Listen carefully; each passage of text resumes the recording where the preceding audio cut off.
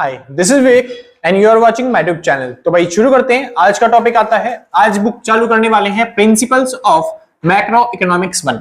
Simple जी, आप BA के स्टूडेंट हो या बीकॉम के स्टूडेंट हो वो मैटर नहीं करता, बस आपका जो सेमेस्टर है वो कौन सा होना चाहिए, सेकंड सेमेस्टर। अगर आप सेकंड सेमेस्टर में हो तो आप आराम से पूरी प्लेलिस्ट चेकआउट कर सकते हो। सिंपल, इसमें हम पूरी मैक्रो इकोनॉमिक्स के जितने भी कंसेप्ट्स हैं उनके बारे में पढ़ने वाले हैं कि बैलेंस ऑफ पेमेंट क्या होता है, बुक ऑफ एक्सचेंज क्या होता है, और फॉरेन एक्सचेंज रेट कैसे डिसाइड की जाती है, और वहीं पे इन्फ्लेशन क्या होता है, डिफ्लेशन कैसे क्या होता है, इसको कंट्रोल कैसे करती है गवर्नमेंट। ये सब सब्जेक्ट में टॉपिक्स हम पढ़ने वाले हैं। चैप्टर शुरू करने से पहले एक छोटी सी बात, अगर आप नोट्स परचेज करना चाहते हो तो आप इस नंबर पर कांटेक्ट करके जो भी मिनिमम अमाउंट होगा व्हाट्सएप पे पेमेंट करने के बाद आराम से नोट्स परचेज कर सकते हो। कोई दिक्कत तो नहीं, ज्यादा महंगे नोट्स हम करते नहीं है, 150 से 200 के बीच में नोट्स का प्राइस होगा। हो सकता है अगर आपने कांटेक्ट किया हो जिस टाइम पे, उस टाइम पे कुछ ऑफर्स चल रहे हो, डिस्काउंट में आपको नोट्स मिल जाए तो आप आराम से जल्दी से कांटेक्ट करके नोट्स परचेज कर लोगे। सिंपल जी, चलिए तो शुरू करते हैं। आज का चालू करते हैं चैप्टर नंबर 1 जिसका नाम है मैक्रो इकोनॉमिक्स इश्यूज। यानी आज बस खाली हम समरी पढ़ने वाले हैं कि पूरी जो मैक्रो इकोनॉमिक्स है उसके अंदर कौन से टॉपिक्स हैं, क्या चीज आपको पढ़नी है, क्या सब्जेक्ट में आपको याद रखने वाली चीजें हैं, बस जो इंपॉर्टेंट पॉइंट्स हैं उनके बारे में डिस्कस करने वाले हैं। कल से मेन आपका जो चैप्टर है वो चालू हो जाएगा। आज खाली बेसिक समरी करने वाले हैं कि एक्चुअली में मैक्रोइकोनॉमिक्स है क्या। सिंपल जी, चलिए शुरू करते हैं। तो मैक्रोइकोनॉमिक्स क्या होती है? मैक्रो इकोनॉमिक्स पढ़ने से पहले आपने बचपन में कभी ना कभी जिंदगी में माइक्रो इकोनॉमिक्स जरूर पढ़ी होगी। माइक्रो इकोनॉमिक्स क्या थी? वो एक इंडिविजुअल के बिहेवियर को स्टडी करने की एक बुक थी जिसमें हम किसी इंडिविजुअल, चाहे वो प्रोड्यूसर हो चाहे वो कंज्यूमर हो, उसके बिहेवियर को स्टडी करते थे। जैसे कंज्यूमर डिमांड करता है तो कैसे करता है, प्रोड्यूसर सप्लाई करता है तो कैसे करता है। यहां पे हम पूरी इकोनॉमी के बारे में स्टडी करने वाले हैं एज ए होल। सिंपल जी, तो मैक्रो इकोनॉमिक्स क्या है? The study of economy as a whole. इसको क्या बोलते हैं? Macro economics. सिंपल, जो कि किसके ऊपर फोकस करती है? ये फोकस करती है एग्रीगेट्स, ट्रेंड्स के ऊपर, जो कि मिले जुले ट्रेंड होते हैं उनके ऊपर फोकस करती है। यानी बड़े लेवल के कंसेप्ट जो होते हैं उनके ऊपर फोकस करती है कि इन्फ्लेशन आने वाला है देश के अंदर या डिफ्लेशन आने वाला है देश के अंदर, इसके ऊपर फोकस किया जाता है।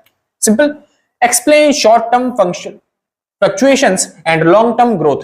जो मैक्रो इकोनॉमिक्स है, जब आपने माइक्रो इकोनॉमिक्स पढ़ी थी तब उस टाइम पे थे कि चेंजेस आ रहे थे कि क्या बोलते हैं, इन्फ्लेशन हो रहा था, कई बार डिफ्लेशन। अच्छा, उसमें नहीं पढ़ा आपने, चलो कोई बात नहीं, याद करो। एक बार मार्जिनल प्रोडक्ट का कंसेप्ट आता था जिसमें हम मार्जिनल प्रोडक्ट को कभी बढ़ाते थे, कभी गिराते थे, कभी जीरो करते थे और कभी नेगेटिव करते थे, होता था कंसेप्ट। हाँ जी, तो जो छोटे छोटे चेंजेस आते हैं किसी भी कर्व के अंदर, किसी भी डायग्राम्स के अंदर, वो चेंजेस किस वजह से आते हैं, वो जो कंसेप्ट्स होता है उनको क्लियर करने का काम कौन करेगा यहाँ पे? Macro economics. तो मैक्रो इकोनॉमिक्स क्या करती है? जो छोटे छोटे हमारे कंसेप्ट्स है ना, उनको जो भी चेंजेस आते हैं उसके अंदर, जो भी फ्लक्चुएशंस होती हैं उनके अंदर, उसको चेंज सॉर्ट आउट करने का या फिर प्रॉब्लम्स को सॉल्व करने का काम करती है। आगे चलें, ताकि क्या हो सके, ताकि लॉन्ग टर्म में हमको ग्रोथ मिल सके। कोई दिक्कत नहीं। ये पूरी डेफिनेशन थी किसकी? मैक्रो इकोनॉमिक्स की। आशा करता हूं आपको अच्छे से समझ में आ गई होगी। चलिए जी, वापस चालू करते हैं। की वेरिएबल्स, जब हम ये वाली पूरी बुक पढ़ेंगे तो क्या क्या टॉपिक्स ऐसे हैं जो हमको पढ़ने हैं, या फिर क्या क्या टॉपिक्स ऐसे हैं जो हमको इंपॉर्टेंट लगते हैं। वैसे तो बहुत सारे टॉपिक्स हैं जो इस बुक के अंदर इंपॉर्टेंट है, बस कुछ वर्ड्स हैं जो कि मैं लिखवा देता हूं ताकि आप याद रखो कि हाँ ये टॉपिक्स हमारी बुक में है, तो कि इंपॉर्टेंट है काफी। सबसे पहला, रियल जीडीपी क्या होता है? हमको इस बुक के अंदर सीखना है कि रियल जीडीपी क्या होता है, नॉमिनल जीडीपी क्या होता है, वास्तविक क्या होता है, जीडीपी क्या होती है, मौद्रिक जीडीपी क्या होती है। समझे? वैसे तो बहुत सिंपल सा टॉपिक है। जो रियल जीडीपी होती है वो क्या होती है? पिछले सालों की जीडीपी, इसी को क्या बोलते हैं? Real GDP. यानी ये जो पुराने प्राइजेस पे निकाली जाती है जीडीपी, उसको क्या बोलते हैं? Real GDP. सेम ऐसी करंट ईयर की जो जीडीपी होती है, जो इस साल की देश के प्राइजेस पर निकाली गई है, उसे क्या बोलते हैं? Nominal GDP. सिंपल, वो कह रहा है जीडीपी क्या होता है भैया, हमको तो वही नहीं पता। बहुत ईजी है, बहुत ईजी, जब करेंगे आराम से समझ में आ जाएगा। तो जीडीपी, अच्छा बताई देता हूं। चलो मान लेते हैं ये एक देश है। सिंपल, कोई दिक्कत तो नहीं। हाँ जी, तो इस देश के अंदर एक साल में जितनी भी आपने फैक्टर इनकम कमाई है, कौन सी इनकम जी? फैक्टर इनकम कमाई है, बस उसी को बोलते हैं जीडीपी। मतलब सीधी सी बात, एक देश के अंदर एक साल के अंदर जितनी भी आप इनकम कमाते हो, फैक्टर इनकम, वो सारी की सारी क्या कहलाती है? वो जीडीपी कहलाती है। सिंपल, हाँ जी। और ये जो जीडीपी होती है वो दो तरह की होती है, एक रियल जीडीपी और एक नॉमिनल जीडीपी। पढ़ेंगे आगे इन सब के बारे में और कैसे चेंजेस आते हैं इनके अंदर, वो सब डिटेल में समझेंगे। अगला पॉइंट आता है इन्फ्लेशन और डिफ्लेशन। इन्फ्लेशन का मतलब होता है महंगाई और डिफ्लेशन का मतलब होता है मंदी। सिंपल, अब इसमें हम पढ़ने वाले हैं कि महंगाई जो होती है उसके होने के कारण क्या है, देश में क्यों महंगाई होती है, ऐसे कौन कौन से कारण है जिसकी वजह से देश में एकदम से प्राइसेस बढ़ जाते हैं चीजों के, समझे, या फिर देश में मंदी क्यों होती है, उसके कारण क्या है, समझे। उसके बाद हम सीखेंगे कि इसको इफेक्ट क्या पड़ेंगे, अगर जैसे फॉर एग्जांपल महंगाई है देश में तो फिर उसका प्रभाव क्या पड़ेगा, देश के ऊपर क्या इफेक्ट पड़ेंगे। और अगर कुछ ज्यादा इफेक्ट ना पड़ने वाला हो तो कोई दिक्कत नहीं, महंगाई से कोई प्रॉब्लम नहीं है। लेकिन अगर महंगाई से बहुत ज्यादा बड़े इफेक्ट पड़ने वाले हैं तो महंगाई को चेंज करना पड़ेगा, कुछ ना कुछ बदलना पड़ेगा, कुछ ना कुछ ठीक करना पड़ेगा, समझे जी। हाँ जी, वही सब सीखने वाले हैं यहाँ पे कि गवर्नमेंट का क्या रोल होता है, कि गवर्नमेंट महंगाई और मंदी को कैसे ठीक करती है, हम कैसे महंगाई और मंदी को ठीक करने में कंट्रीब्यूट कर सकते हैं, ये सब इस चैप्टर के अंदर पढ़ेंगे। उसके बाद आता है अदर इश्यूज। अदर इश्यूज मतलब बहुत सारे अदर भी इश्यूज हैं इसके अलावा, जैसे कि देश में अनएम्प्लॉयमेंट को कैसे कम किया जा सके, डेफिसिट, हमारे देश में जो घाटे होते हैं, डेफिसिट्स होते हैं, फिस्कल डेफिसिट, फॉरेन एक्सचेंज का डेफिसिट, इन सबको कैसे ठीक किया जा सके, वो सब कंसेप्ट हम यहाँ पे पढ़ने वाले हैं। आगे चले। हाँ जी, अब इस चैप्टर में वैसे तो बहुत सारे टॉपिक्स के बारे में बताया गया है, लेकिन इनके बारे में हम डिटेल में आगे पढ़ेंगे। बस खाली ये चैप्टर जो है वो ओवरव्यू के लिए बनाए, तो इस चैप्टर को करो चाहे मत करो उतना इंपॉर्टेंट नहीं रहता। बस मेन इंपॉर्टेंट क्या है, अगर आप नहीं पढ़ना चाह रहे तो नोट्स परचेज करो, समझे जी। चलो जी शुरू करते हैं। अच्छा, इस चैप्टर में एक इंपॉर्टेंट टॉपिक है जो कि आपको समझाया गया, बिजनेस साइकिल, क्योंकि आगे आने वाले चैप्टर्स में कहीं पे भी बिजनेस साइकिल आपको समझाने को नहीं देगा वो, तो आपको खुद को समझना पड़ेगा कि बिजनेस साइकिल होता क्या है। तो मैं यहाँ पे समझा देता हूं थोड़ा सा, ताकि आप लॉन्ग टर्म में याद रखो बिजनेस साइकिल आखिर है क्या। बिजनेस साइकिल कुछ नहीं है, एक ग्राफ है, जैसे साइकिल होती है बस उसी तरीके का ग्राफ है। ये बताता है कि देश में जो इकोनॉमी है, किसी भी देश की जो इकोनॉमी है वो चलती कैसे है, रन कैसे करती है। तो आप खुद नोटिस करना, कोई भी जो इकोनॉमी होती है वो रन कैसे करती है। स्टार्टिंग में कोई भी देश चालू होता है, कोई भी बिजनेस भी चालू होता है, कोई बिजनेस का चालू करता है तो फिर स्टार्टिंग में बिजनेस में ग्रोथ नहीं आती, पहले बिजनेस गिरता है, फिर गिरता है ना भाई। जैसे स्टार्टिंग में मान लेते हैं कि हमने ट्यूशन सेंटर चालू किया, तो ऐसा नहीं है कि स्टार्टिंग में चलते के साथ ही हमारा ट्यूशन सेंटर एकदम से टॉप पे पहुंच जाएगा। फिजिक्स वाला ने जो कोचिंग सेंटर चालू किया, ऐसा नहीं है तुरंत ही क्या सक्सेस मिल गई। स्टार्टिंग में हर बिजनेस जो होता है वो थोड़ा सा डूबता है, जितना उन्होंने पैसा लगाया उतना भी रिकवर नहीं कर पाता, तो बिजनेस हमेशा गिरता है। फिर एक टाइम ऐसा आता है जब उनका पीक जो क्या बोलते हैं ड्रॉट पॉइंट होता है, सबसे मिनिमम पॉइंट होता है, वो वहां पे पहुंच जाते हैं। उसके बाद उनकी जो सक्सेस होती है लोग पहचानने लग जाते हैं और वो धीरे धीरे बिजनेस क्या करता है, ग्रो करता है। बिजनेस धीरे धीरे ग्रो करेगा, ग्रो करेगा, ग्रो करेगा, और फिर वो पहुंच जाते हैं एक टाइम पे बूम पे, जब वो बिजनेस सबसे टॉप पे होता है, सक्सेस पे होता है। सिंपल जी, कोई दिक्कत नहीं।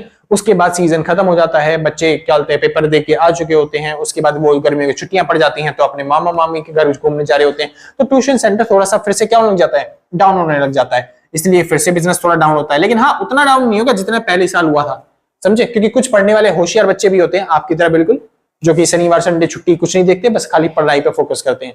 तो इस वजह से जब बिजनेस गिरता भी है तो फिर उतना नीचे नहीं जाता जितना पहले गया था, वो यहां तक आता है, मिनिमम पॉइंट उसका थोड़ा सा ऊपर होता है। फिर एक टाइम वापस वही आने लग जाता है, धीरे धीरे बिजनेस दोबारा से क्या होता है, ग्रो होता है, इकोनॉमी फिर दोबारा से इन्फ्लेशन की तरफ बढ़ती है, यानी कि बढ़ने चालू होती है, और इस बार पिछली बार से ज्यादा ऊंचा टॉप बनाती है, बूम पे जाती है। सिंपल, फिर दोबारा वही प्रोसेस चलती है, फिर गिरता है, फिर उठता है, फिर गिरता है, फिर उठता है। सिंपल जी, इसको बोलते हैं बिजनेस साइकिल। और बिजनेस साइकिल खाली बिजनेस के बारे में नहीं, पूरी इकोनॉमी के बारे में बताता है। जब भी हमारी इकोनॉमी पूरी गिर रही होती है तो इसको बोलते हैं डिफ्लेशन। क्या बोलते हैं, डिफ्लेशन। जब भी इकोनॉमी गिर रही होती है उसको क्या बोलते हैं, डिफ्लेशन। और जब भी इकोनॉमी बढ़ेगी, बढ़ना चालू हो जाएगी, तो इसको बोलते हैं इन्फ्लेशन। क्या बोलते हैं जी, इन्फ्लेशन। जब इकोनॉमी गिरेगी तो डिफ्लेशन, जब इकोनॉमी बढ़ेगी तो इन्फ्लेशन, फिर गिरेगी तो डिफ्लेशन। इतना समझ में आया। यानी इन्फ्लेशन मतलब होता है महंगाई, यानी किसी चीज का बढ़ना, और डिफ्लेशन मतलब होता है मंदी, यानी किसी भी चीज का गिरना। सिंपल जी, इसको क्या बोलते हैं, महंगाई, इसको क्या बोलते हैं, मंदी, इसको बोलते हैं मुद्रास्फीति, इसको बोलते हैं मुद्रा अस्फीति। अच्छा, ये जो इसका टॉप पॉइंट होता है, सबसे ऊंचा पॉइंट होता है, इसको बोलते हैं बूम। क्या बोलते हैं, बूम। या फिर दूसरा नाम होता है इसका पीक। क्या नाम है जी, पीक। तो आप किसी भी नाम से बोल सकते हो। सिंपल जी। अच्छा, ये जो इसका मिनिमम पॉइंट होता है, क्या होता है, मिनिमम पॉइंट। ठीक है जी। कई भाषा में कई बार इसको थ्रॉट भी बोल देते हैं। क्या बोल देते हैं, थ्रॉट। सिंपल जी। तो आप मिनिमम पॉइंट के नाम से याद रखो, इसको बूम के नाम से याद रखो, ज्यादातर यही वर्ड यूज किए जाते हैं, बाकी इन्फ्लेशन और डिफ्लेशन का काम है। अच्छा, तो बिजनेस हो चाहे इकोनॉमी हो चाहे कुछ भी हो, हमेशा इस तरीके से वर्क करता है, उतार चढ़ाव हर किसी की जिंदगी में आते हैं। सिंपल।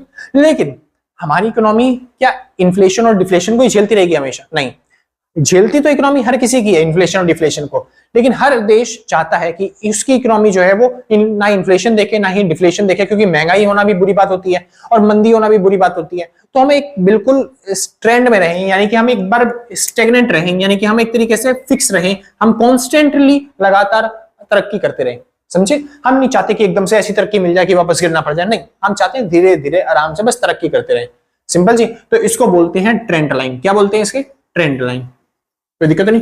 पक्का पक्का, बहुत अच्छे, समझ में आया, बहुत अच्छी बात है। अच्छा, जब ट्रेंड लाइन आगे इस कंसेप्ट में सीखोगे ना, तब मैं आपको समझाऊंगा कि बिजनेस साइकिल जो होती है, जैसे कि ये जो बिजनेस साइकिल है, बिजनेस साइकिल में ये जो लाइन है, ये ट्रेंड लाइन है। इसकी वजह से क्या होता है? इस ट्रेंड लाइन की वजह से जब हमारा बिजनेस गिर रहा होता है तो हम इसको डिफ्लेशन बोलते हैं। ये डिफ्लेशन है, ये डिफ्लेशन है, ये डिफ्लेशन है। लेकिन जब भी बिजनेस यहां से वापस बढ़ रहा होता है तो इसको इन्फ्लेशन नहीं बोलते। देखो यहां से अब बिजनेस बढ़ना चालू हो गया, क्या यहीं पे इन्फ्लेशन हो गया? नहीं, यहां पे जो पॉइंट होता है इसको बोलते हैं रिकवरी। मतलब मैं समझाता हूं आपको दोबारा से एक बार। यहां पे ये हो गया डिफ्लेशन, यहां तक बिजनेस गिरा, यहां से बिजनेस बढ़ना चालू हो रहा है वापस। तो ये ऐसा नहीं है कि यही इस पे आ गया तो हम बोलेंगे इन्फ्लेशन। इन्फ्लेशन तो तब होगा ना जब पिछले वाले से ज्यादा प्राइस हो जाए, पिछले साल से ज्यादा महंगा हो जाए चीजें, तो इसको इन्फ्लेशन नहीं बोलते, इसको बोलते हैं रिकवरी स्टेज। यहां पे हमारा बिजनेस रिकवर करता है, इकोनॉमी रिकवर करती है। सिंपल जी। और जब वो ट्रेंड लाइन से ऊपर चला जाता है तब उसको क्या बोलते हैं हम? इन्फ्लेशन। डिफ्लेशन के टाइम पे तो पूरा यहां से लेके यहां तक इसको डिफ्लेशन ही बोलते हैं, लेकिन इन्फ्लेशन के टाइम पे रिकवरी अलग होता है और इन्फ्लेशन अलग होता है। बस ये थी बिजनेस साइकिल, जो कि इस पूरे चैप्टर में सबसे ज्यादा इंपॉर्टेंट कंसेप्ट है, क्योंकि आगे सिखाएंगे नहीं उसके बारे में, बस खाली टॉपिक्स देंगे और आपसे बोलेंगे खत्म करो फटाफट फटाफट। ठीक है जी, चलिए आगे चलते हैं। इस चैप्टर के अंदर और हम क्या पढ़ेंगे? मेन चीज, मेजर मैक्रो इकोनॉमिक्स इश्यूज, यानी जो पूरी बुक है उसमें मैक्रो इकोनॉमिक्स में क्या क्या प्रॉब्लम्स हैं जिसका वो सॉल्यूशन प्रोवाइड करती है हमें। ये जो पूरी बुक है मैक्रो इकोनॉमिक्स, ये किन किन बातों का हमको सॉल्यूशन प्रोवाइड करेगी, क्या क्या इश्यूज है यहाँ पे, उनके बारे में सीखेंगे। तो मैक्रो इकोनॉमिक्स में इश्यूज क्या है? एक सेकेंड भाई, चलो ठीक है जी। मैक्रो इकोनॉमिक्स के इश्यूज क्या है उसके बारे में सीखेंगे। तो इश्यूज क्या है यहाँ पे देश के अंदर अनएम्प्लॉयमेंट जो है उसको कैसे ठीक करें ये भी सीखेंगे। इन्फ्लेशन जो है, महंगाई जो होती है वो क्या होती है और कैसे उसको ठीक करते हैं, क्यों महंगाई होती है किसी देश के अंदर, वो सीखेंगे। बिजनेस साइकिल क्या होती है, महंगाई में इसका क्या रोल होता है, मंदी में इसको क्या कैसे रोल होता है, उसके बारे में सीखेंगे। स्टैगफ्लेशन, स्टैगफ्लेशन क्या होता है? स्टैगफ्लेशन मतलब एक ऐसी सिचुएशन जहां पे देश के अंदर है इन्फ्लेशन। क्या है? इन्फ्लेशन, महंगाई, लेकिन वहां पे देश में बेरोजगारी भी ज्यादा है, यानी कि अनएम्प्लॉयमेंट भी ज्यादा है। नॉर्मली ये देखा जाता है कि देश में अगर इन्फ्लेशन है ना, महंगाई है, तो लोगों को काम ज्यादा मिल रहा होता है, लेकिन ऐसा नहीं है। स्टैगफ्लेशन एक ऐसी सिचुएशन होती है जहां पे देश में इन्फ्लेशन के साथ साथ अनएम्प्लॉयमेंट भी देखने को मिलता है। सिंपल, आगे बात करेंगे फिर।